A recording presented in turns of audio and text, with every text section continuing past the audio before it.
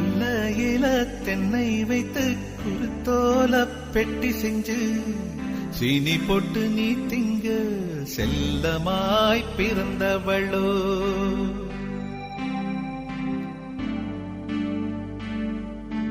கொல்லையில தென்னை வைத்து குருத்தோல பெட்டி செஞ்சு சீனி போட்டு நீ திங்க செல்லமாய் பிறந்தவளோ.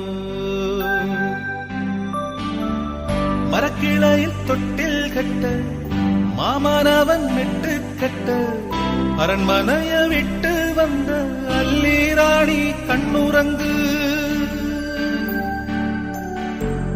மரக்கிளையில் தொட்டில் கட்ட மாமனவன் மெட்டு கட்ட அரண்மனைய விட்டு வந்த அல்லீராணி கண்ணுறங்கு.